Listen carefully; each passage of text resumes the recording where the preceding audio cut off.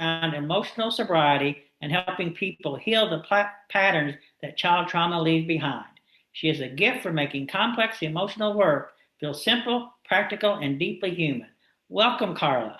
Hi, Jamie. Thank you so much for having me. Oh, it's my pleasure. I listen to you a lot during our things in the Napoleon Hill, and I'm always thinking that lady is so smart. I need to have her on my summit so she can speak a little while. So, It takes one to know one, Jamie. yeah, that's all right. That's good. Well, before I get started on the questions, Karla, just tell our audience a little bit about you and how you got into the help or the chances of helping people in coaching and being a Mhm. therapist. Yeah, thank you. Well, hello, everyone. I'm so happy to be here. And again, thank you, Jamie, for putting this on. This is really powerful. And, the way that you are offering these resources to everyone, it's truly life-changing. So I'm grateful myself because I learned through things like this, through YouTube videos, through summits, through, personal development programs. It quite literally saved my life. So a little bit about me, I experienced depressive episodes, anxiety from a really young age. I'm talking 11, 12, and I didn't know because this was back in the 90s, not a little people talked about it. And, through the journey of navigating that and all the confusion within it and, not wanting to talk about it and not having it so prominent in our culture today, I turned to alcohol to cope. So I created addictive patterns. And so through all of that, which I'm sure we'll get into in the interview, it just created a lot of problems, as you can imagine. And so through my journey, I found personal development, which is really based in a lot of psychology and philosophy and some spirituality. And so it quite literally saved my life. And so I've been hooked on it since. I found it at a young age. So I started asking questions. And I just am obsessed with the human condition and the human psyche and learning about myself and teaching others what I learn and just sharing it in a fun, lighthearted way. And that's just a little bit about how I got started in it, having, struggled with things myself and finding solutions for those problems and loving to talk about it and share it because we never stop learning. Well, that is true. I remember the first time I was going through and I walked in and saw a Zig Ziglar book, See You at the Top. I read that book and didn't realize there was a life like that. So like you, I became very passionate about learning about how to live the life that I just read about. Yeah. Well, Carla, you talk about a lot about emotional sobriety. Mhm. What does emotional sobriety mean to you, and why is it so essential for people healing from childhood trauma? Emotional sobriety is everything. So a lot of people connect the word sobriety when someone has an addiction, like a chemical dependency on a substance or a behavior or something that gives them this hit, this dopamine. It's like a chemical dependency. We're often, with whether it be drugs or alcohol, we use that to cope and it makes us feel a certain way and we become addicted to a substance, chemically dependent, so to speak, because once we take that substance or do that behavior, we get this dopamine hit or we get this rush of adrenaline, so to speak.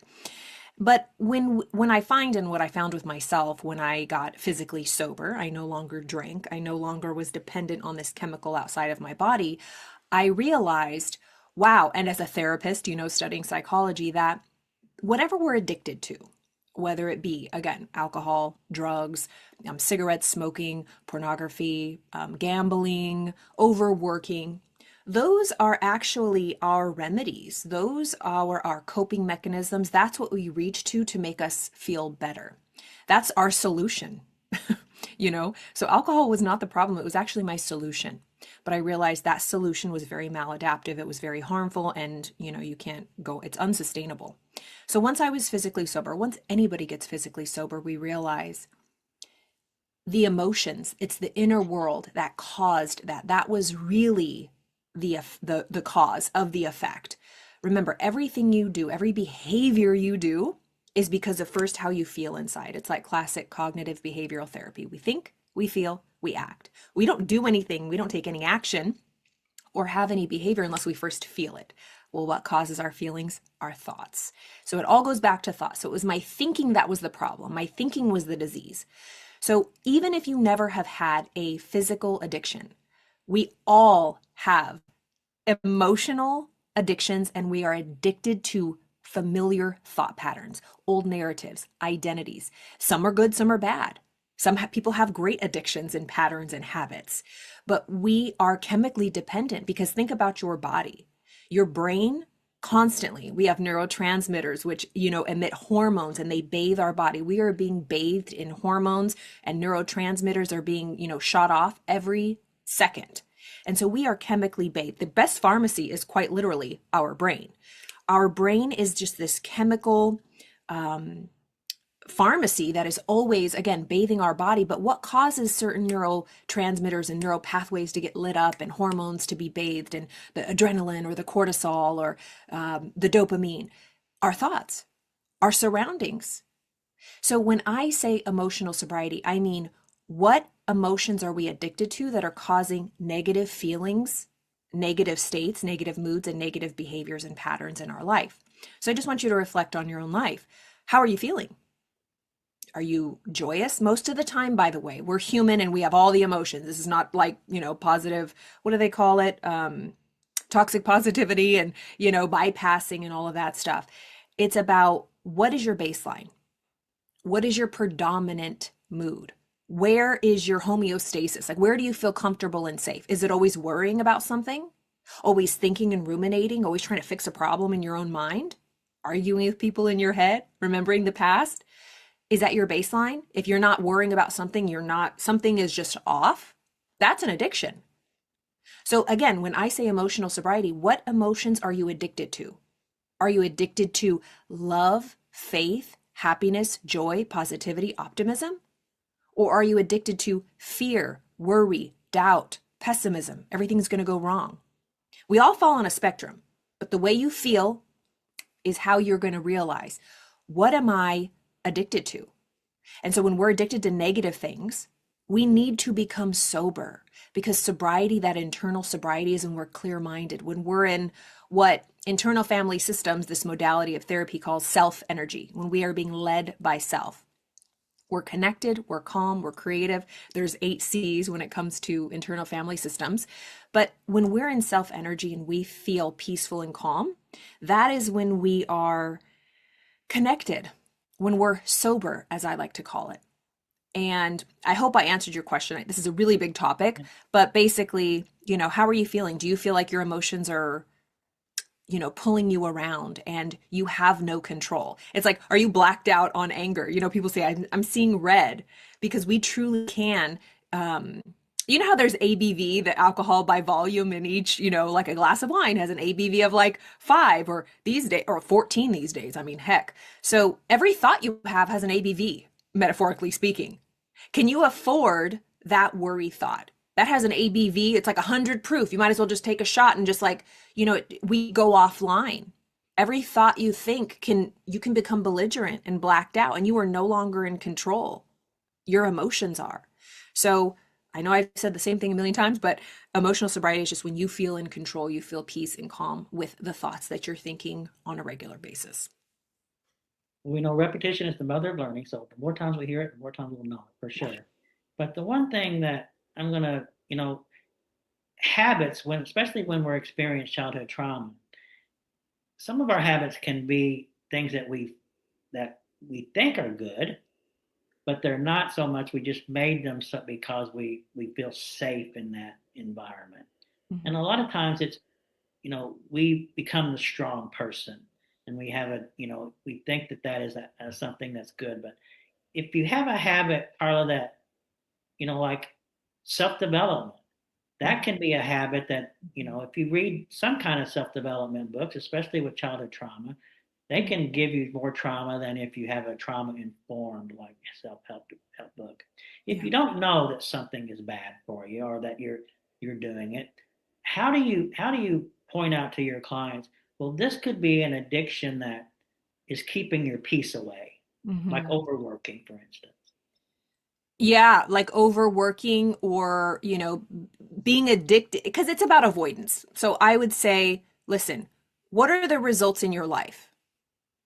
Are you having trouble keeping healthy relationships? Are you having trouble making time for your children? Like, when there's an imbalance in your life and things aren't going well in your interpersonal relationships, I mean, or with yourself, you're not getting enough rest, you don't feel like you can ever have a day off. You're just looking at kind of what's happening in your life and how you feel, because people who are growth oriented, we're all growth oriented, by the way, but some people, that's just something that they are passionate about, overachievers, people who work hard, people who are driven, people who are always wanting to work and grow on themselves. We shouldn't pathologize that. Let me just say that right now, because a lot of people can look at somebody who's very driven and very focused on their business and say, that's a trauma response. No, I do not agree with that. That's happened to me so many times, because success for everybody's different. Don't let anybody tell you how you see success is wrong or right. So for example, I've always been a very driven, very goal-oriented person. Other people in my life, some family members haven't. So I'm not going to have them make me second guess, like, oh, maybe this is wrong. Maybe it's a trauma response. Maybe I'm just avoiding something. That work is within. So I would say turn within. And what is driving your overachieving, or your wanting to grow or learn or do whatever? Is it fear or is it love? I'm a student of A Course in Miracles, and that's always my test. It's like, am I doing this out of fear? What's driving my, working all the time? Or I was just talking to Jamie before this about how I'm finishing up this course, and I worked yesterday on Thanksgiving. I love it, but then I also went and saw my family. So it's about balance. It's not like I can't go to Thanksgiving dinner because I'm working on my, okay, that would be, okay, you need some balance, Karla. Like, I know myself. But also, a lot of parents, a lot of people who run businesses and entrepreneurs, they feel a lot of guilt because they have to miss soccer games or birthday parties or whatever. But it's, what is driving it? Is it something that is necessary? Do you have to take that meeting? Or are you just obsessed? Do you have people pleasing tendencies and you can't say no? So it's about turning within, getting quiet. Why am I doing this? Is it because I'm afraid that if I don't do A, then B won't happen? That's fear. Or is it out of love? Like, oh my goodness, I just feel so fantastic about this. But again, each person has to go within and find that out for themselves. So what I would say, Jamie, is I look at people's results. How are they feeling? Like, how are they feeling? What kind of self-talk do they have? What are their results? Let's just put it that. What are their results? If it's not working, something's not working, So I hope I answered your question. Yeah, I mean, everything kind of gets to it. I have a kind of a question that just followed that one, I think. It says many high-performing professionals have built a successful life on top of deep emotional pain. Mhm. How do you help people recognize when their strength is actually a survival response? Yeah, kind of like just what I said, is that what are their results? So we all know people who run businesses and who are leaders, and they are monsters. They're just a pain to be around. And they might not even be monsters. They might just have very difficult personalities. I always say, look at your life. What kind of relationships do you have? Our relationships and the quality of our relationships is such a tell sign. We don't have to have big groups of friends and, have all the social circles. You might have a couple really good friends, but how are you nurturing those friendships and those relationships? How's your relationship with your family? Some people don't even talk to their family, right? That's a whole nother issue. But um, look at how your relationships are, but more importantly, how's your relationship with yourself? How do you feel when you lay your head on your pillow at night? Are you at peace? How do you wake up in the morning? Are you full of joy, or are you full of dread and anxiety and to-do lists? So I would say the difference between people, because we're all growth oriented. We are growth seeking, goal seeking organisms, us human beings. We are always growing or dying. There's no in between. That sounds very harsh, but it's the truth. And the sooner we can understand that, the better. We are either always growing or we're dying, period. There's no neutral. We can't rest on our laurels. We quite literally aren't built that way. It's an illusion of the mind. And it doesn't have to be some big achievement all the time. It's day by day, just little things, right? We're always growing or dying. And so depending on what we are working towards, what's driving it?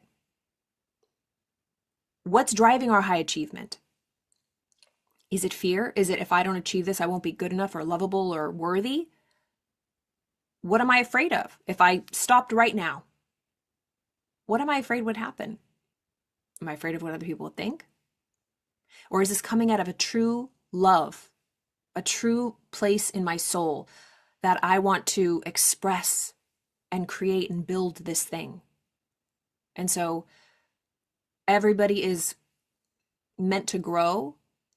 And so I am very careful around telling people that it's a trauma response or pathologizing, like, oh, because that, if we were to go to all high achievers and say, oh, you should really just slow down. You're doing a lot. Is there something you're avoiding? Right? Um, what we're saying is we think that it should look one way. Everybody should be docile, calm, sitting on a lily pad like Eckhart Tolle. I love Eckhart Tolle, but like I'm just saying, like we think that peace and success is not wanting anything and just sitting quiet and really calm. For some people, that is. Not for me. Not for me. And I very passionate about that because people have questioned that. People who don't have my drive or see what I'm doing, and that's okay. But I don't let that dictate how I or my clients when I'm asking them, what's driving this? There's nothing wrong with it. If you are a high achiever and you want to go for it, go ham. But, what's driving it? Well, I mean, we all want what we feel is best for in our life, right? And if we have the capabilities of doing something, especially something that can help transform other people's lives, Mhm. then and if we elect not to do it, it almost becomes a self-love thing, right? Mhm. I'm not going to love you enough to help you because I don't love myself enough to help me. Yeah. How do you get us to kind of move past that and take off the mask that we have? Mhm. Because a lot of times, I can be around a lot of people for a while, but they know this much about me, but they don't know this much about me. And after a while, Karla, it becomes, well, people will say, I know Jamie, but not too much, right? And you don't build those close relationships. How Mhm. do you just kind of address those things with people who have experienced trauma to Mhm. help them just realize that you can get a better life and still do these things, but be open with yourself and love yourself? Yeah, what you're touching on is about full self acceptance, like wholeness, like loving yourself, accepting yourself, being totally comfortable and confident in who you are so you can show up and you can be authentically open, right? We all have, I think it's important to have boundaries and we don't have to share our deepest secrets with the whole world, right? Some people do, some people don't. Know yourself. But at the end of the day, to show up authentically without masks, you do that naturally when you can show up to yourself first authentically without masks because we mostly hide from ourselves. When we hide, Jamie, like when we're hiding from other people, it's because we're hiding from ourselves. It's a mirror. How we act without is a reflection of how we are acting or thinking within. And so internal family systems, I think I mentioned that earlier, it's a modality of therapy. We have parts work. So every emotion you have is what we call a part of you. When we're triggered, when we're hiding, when we're avoiding, that's a part of us. We're not somebody who's fake or who's hiding or like we're avoidant. We have a part of us that is. And so through parts work, internal family systems, we can identify what parts of us are afraid to be seen, what parts of us are afraid to fully speak our truth. What are we hiding from within? And once we do that inner work and clear that up, then we just naturally, as a result, show up authentically unmasked to the world and people around us. So, inner work, the people call it shadow work, inner child work, reparenting. There's many different things, but I think, in my personal opinion, internal family systems is one of the best modalities. So, there's a lot of free stuff online. There's books you can do. Books you can read with activities you can do on your own. Of course, reach out to a therapist or get support and help you need. But there's a lot of free resources and free meditations online, parts work meditations, where you can get in touch with these parts of you that maybe you've been hiding from or you're afraid to just clean that out. And once you do your inner work cleanup, shop inside, you just live like that naturally. You don't want to hide anymore. Yeah, I mean, that's accepting ourselves is really, I think, one of the first steps to getting past this is really kind of accepting who I am and being able to move forward. And this is kind of a question that follows up with it a little bit, but it says trauma often interrupts our relationships with their own intuition. How do you guide clients to rebuild trust with themselves after years of self doubt or self abandonment? Hmm. Such an important question. I experienced this and it's so painful. The way I like to describe it is when you don't trust yourself, it's the most painful thing because we have experienced, you said self abandonment, but betrayal. There's three types of betrayal. When you get betrayed, someone lies to you, someone is not honest with you, someone betrays you, you feel betrayed by someone else. Then we can betray other people. We've all done it on certain levels, like we're just dishonest with friends or loved ones or close, and they feel betrayed by us. We can betray other people. They're all painful. When we're betrayed, when we get betrayed, when we betray other people. But the most painful betrayal is when you betray yourself, when you lie to yourself, when you tell yourself you're going to do something and you don't follow through, when you say you want to be one thing, but you do another. It's that cognitive dissonance when we think one thing and we feel another, and then our results are just chaos. And so, when you asked your question, it's what comes up for me is self betrayal. We need to build trust with ourselves again. If we do not trust ourselves, we can't truly trust anybody. And a lot of us want to, you know, put all of our trust outside of us. We hold other people responsible for making us feel safe.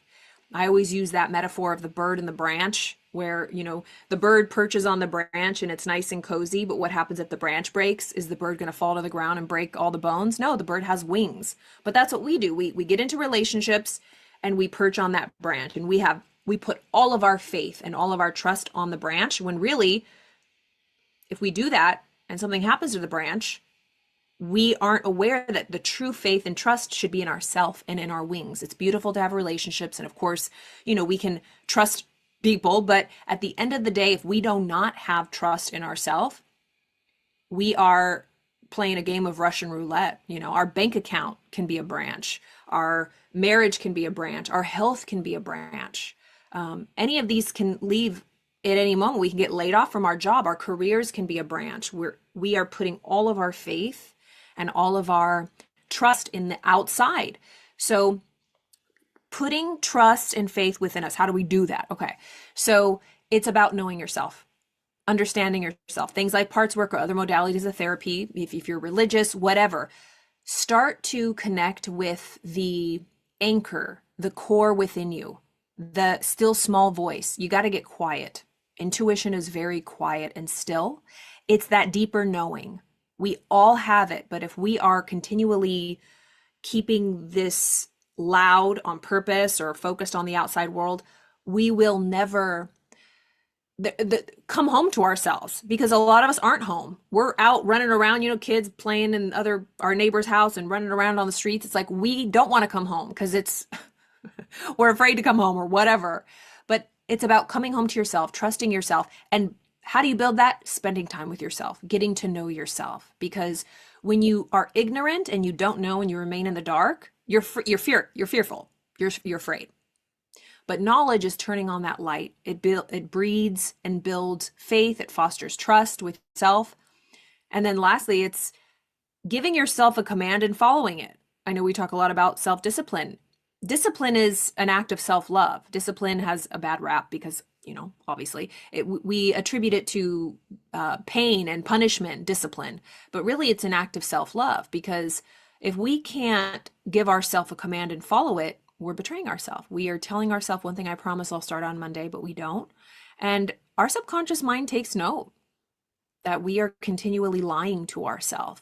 So to build self-trust, it's to get quiet, go within, get to know ourselves, do that deep reflection. I know you're familiar with the 12 steps, so take that fearless moral inventory, right? Step 4. And just build a relationship with yourself. I would say just start there. However that comes to you, it's different for everyone. Some so much for me is that I know that if you lie to yourself, you're not you don't really love yourself, right? You're just doing something different. But relationships are so important to growth, especially through having trauma. And the one thing, Karla, that a lot of times when people will ask me, especially if there's going to be more than two people there, can you come to this event? I'll say no. I don't want to do it, or I'll say yes and then change my, cancel at a later time. Why do we to because we know relationships are so important to our advancement in life, why do we just sometimes avoid those relationships and stay in a small arena? Hmm. Well, because we're afraid. We're afraid that they will see us, that they won't like us, that they'll abandon us, that they'll reject us. We're afraid of what they'll think, that we're not worthy. I mean, the greatest hits of unworthiness and fear and lack and um, one connecting, having someone see you truly and completely. And this goes into, again, I love the Course in Miracles, and it talks about how we our individual ego selves, we are separate. We want to be separate. And it is an addiction to me, mine, I'm here. My name's Karla. Jamie's over there. We're separate. I don't want to be one with you because then I will disappear. Because when we're really afraid of love. We're afraid of that oneness. We're afraid of coming together. We're afraid of love. We're afraid of joining because then what about me? I will no longer have a separated self and identity. So, I mean, that's a meta view of what you just kind of said, but like, why do we avoid relationships? Because we're afraid of love.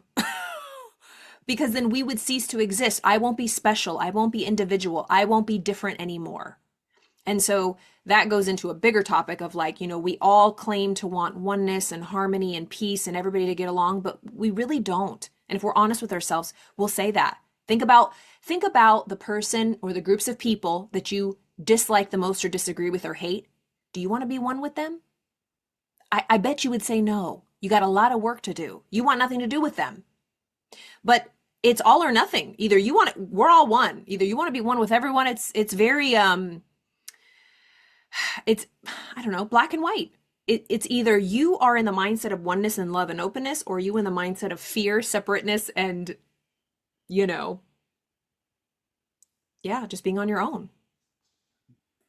Well, that's the one thing I think a lot of people with childhood trauma is we weren't loved when we were kids. Mm-hmm. And so if we create safe environments, that wasn't something that we felt safe in because we never experienced it. Mm-hmm. And that's why I'm 65 years old, never been married, because I haven't really I think through time I haven't really accepted myself, but Yeah. I'm just going more and more at it. But Mm-hmm. it all comes to love. And the one thing when I'm talking with therapists and coaches during this, they said, and typically they've had the experiences, is that when someone said that I believe in you and I'm not going to give up on you, that's when the breakthrough happened for them. Yeah. If people can find a therapist or a coach that won't give up on them, then they realize that through time, like you said, they can change and they can move forward. Mm-hmm. Yeah. Just one last thing I was going to say. It's important, especially people who've been through trauma, been through anything, had addictions, shameful past, regrets, made mistakes, or been in situations that they don't want to deal with. It's about processing because it's not about analyzing or rehashing and picking the wound. It's about cleaning the wound and moving on. So even you, I know we've had discussions about like, what's our identity? Self-image is everything. It's like, if you're going to continue to tell the story that, you're single or you're not married, I'm not saying you are, but we all do. I've done this too. Like, I'm single and I'm married because I can't trust or I don't know what it is like to love. It's like, okay, that's a narrative. That's a story. Do I want it to be true? No. What is behind this perpetuating identity that I can't keep strong relationships because I never got it when I was younger? The truth is you might never have gotten when you were younger. But what process, find the parts of you that feel unloved, that feel like unsafe, that feel like you can't trust anybody, then you give yourself that trust. It's never coming from the outside world, ever. When you can give the parts of you as a fully grown adult now, validating them, seeing them, we can't change the past, But when we can just acknowledge them, listen to them, and give them the support, emotional support, then we can move on. Because if we keep thinking that this is something that we can't change, or we have to continue to rehash, or sit in therapy for years and years, that's not what I believe in any way. We can change anything, but we have to first process it and then move on. Well, Stephen Covey said, if you think the problem's out there, that's the problem. Yeah. So, so you have to, in the one thing that I've really kind of learned a lot in this summit so far, dealing with experts, is there's a lot of work to getting to where you want to go, especially if you had trauma in your childhood, because the first 7 years are so important. Mm-hmm. Is that you just have to learn to do the work, trust that everything is going to turn out okay. And that's why I just always am saying in these videos is get someone like yourself, get somebody that has, you can't take someone somewhere if you've never been there. Yeah. So find someone that's been through something similar to what you've been through. Then you can tell them everything and they can really get you there. So it's important to, you don't climb the high mountains by yourself. You get someone that knows what they've been through to get here and then help you get there. Yeah. That's important. It says, for someone listening today who feels overwhelmed by their healing, what is one simple, powerful practice that can start today to create emotional safety inside themselves? Mm-hmm. Yeah, I think it kind of is connected to what we just said. If you said if someone is having trouble with healing or addicted to their healing, what was the question? Overwhelmed by Oh, their healing. yeah. It's a lot.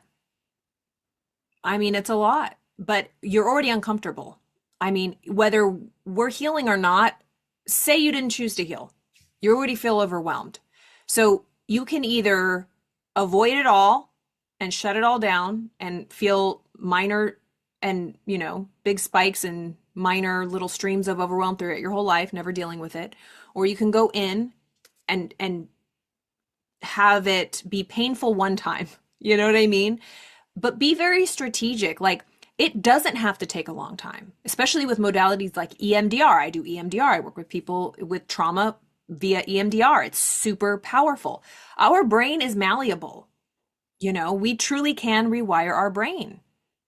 It's like creating those neural pathways, the neuroplasticity. It's real. And so once we can address that in an effective way, we only have to do it once. It does not, and this might be an unpopular opinion, but it can happen way faster than we think.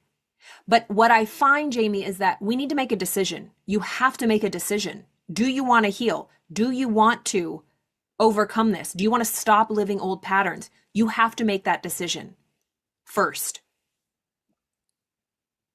Well, in a sense, if you're an alcoholic, you have to hit bottom, right, Mm-hmm. to quit drinking. And it's the same way here, I believe, is that you're going to keep going with the same patterns until you learn to love yourself. Yeah. And once you learn to love yourself, then you can learn to love other people, learn to get into relationships. Maybe some of the abandonment issues that we grew up with as a kid will go away because you Mm-hmm. feel that you're worthy enough not to be abandoned.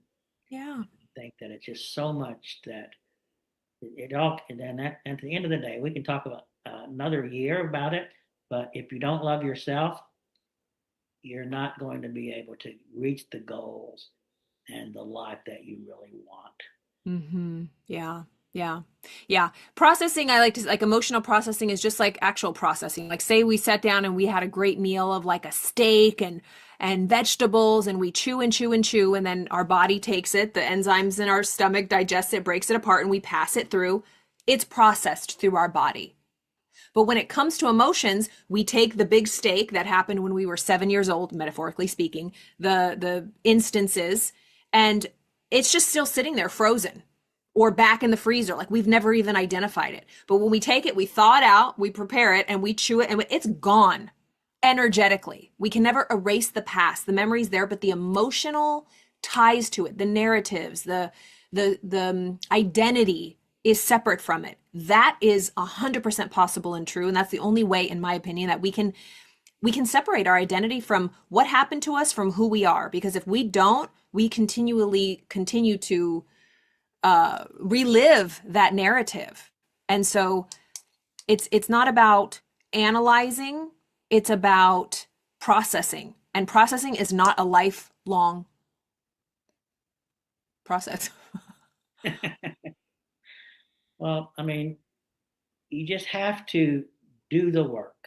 Yeah. And if you do the work, you have to love yourself. And it all kind of comes down again to that self love and doing the work. And you can't get rid of the trauma just by thinking, I'm never going to think about it. Because Mm-hmm. you can go 2 years, right? And then all of a sudden there's a trigger, Mm-hmm. and the things that you've been working on for that 2 years just kind of go away, and you're back. And so Yeah. until you get that rewiring, you're always susceptible to triggers and going back to what you've had in the past. Yeah.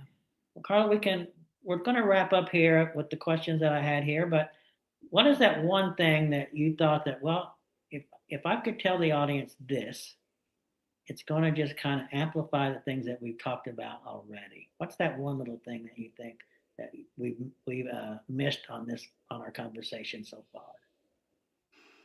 Um, the importance of feeling regulated.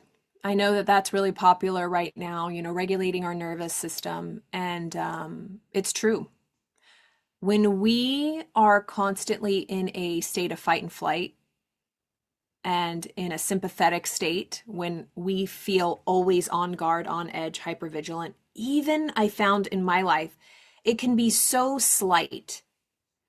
But when I am noticing how I'm breathing, if I'm shallow when I'm breathing, or if my shoulders are a little tight up here, or I'm clenching like my abdomen, or I am just in a state physically of hypervigilance, triggered, whatever it is. My first job is to calm my nervous system. You can do that through EFT tapping, the emotional freedom technique. You can go for a walk, bilateral stimulation, going for walks. But if you are already physically triggered, there's nothing you can do to think your way out of that, because the part of your brain that is problem solving is offline. Work with your body to get to calm it. Then you will come back online. That prefrontal cortex will come back online. And then you can start to ask yourself, what is this really about? So, if there was one thing I could tell everybody, is that make sure that your physical body feels calm and regulated. Walking, breathing, shaking it out, pattern interrupting what's happening in your physical body. Because just staying in fetal position, trying to ruminate and think like, well, I'll think about this and I'll figure you're screwed. Like, you have to calm your body first if you're already in a heightened state. And it ties with everything we've talked about. It's like, if you are moving through your life, building a business, doing anything, doing personal development, healing from a state when you are feeling out of alignment and discord, stop everything you're doing. Calm your body first before you do anything, because the result of anything that you do has a direct connection to the energy behind it. And if you are running on an energy of fight and flight, sympathetic state, fear, what do you think the results are going to be? I have learned this so many times in my life, like making decisions, getting myself in situations like where creating content from an energy of fear or from anxiety, even if it's mild, as opposed to an energy of calm, peace, self-regulated, self-energy, as Parts Work calls that. So yeah, look into calming, regulating your nervous system. And I know that I have a free gift of tapping to regulate the nervous system. That's something that I think Jamie will share with you. But you can find things like that online, a lot of free resources. So follow your intuition, follow your gut, and calm your body first. That's so important. Well, and the thing with at people who experience childhood trauma, that's the one thing we don't typically do sometimes Mhm. is stop. Right? We just think, oh, because we just think about how can I do this? How can I do this? How can I do this? And you need to just slow down. And Yeah. that's another thing I really learned. I've learned so much during this summit. We're interviewing people like yourself, but it's slow down, Yeah. breathe, and and get yourself so that you can accept moving forward instead of just trying to figure out how with this old pattern am I going to change results. And if it's like insanity. If I keep doing the same things and I'm expecting different results, it's just not going to happen. Yeah. So slow down, take a couple of deep breaths. The tapping I've done with you a couple of times, and I do like that. But Yeah. I'm more into the walking. I Yeah. like to just take a little slow little walk and think about what I'm doing, and things will typically come back to play. Yeah. Well, Karla, thank you so much. It's been such a pleasure talking with you and learning from you. If someone wanted to reach out to you and get some help from you, we'll put it on the screen. But how would they get a hold of you? Yeah, you can visit my website. It's my name, karlaelizondo.com, and all the information will be there. I'm on all the socials, YouTube, Instagram, TikTok. Yeah. Well, I'll tell you what, if they want to learn some things in a little bit, watch her YouTube channel. She's always sharing knowledge with her. And then Yep. you'll realize that I need to get this lady to help me because look at all the stuff she knows. Yep. Just my name. You can search up my name on the YouTubes and you'll find it. Yeah, well, they're great videos. It's great talking with you, Karla. And I'm hoping that people will reach out to you and watch some of your videos because healing is what it's all about. And you can't get healing unless you give yourself new information to make new decisions and believe in yourself and love yourself. So thank you so, so much. Thank you so much, Jamie.